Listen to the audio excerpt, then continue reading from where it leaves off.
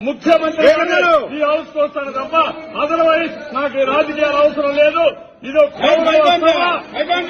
ఇది గౌరవ సభ కాదు.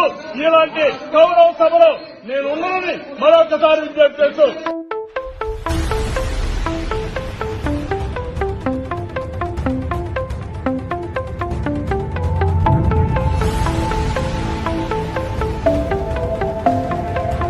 శ్రీ నారా చంద్రబాబు నాయుడు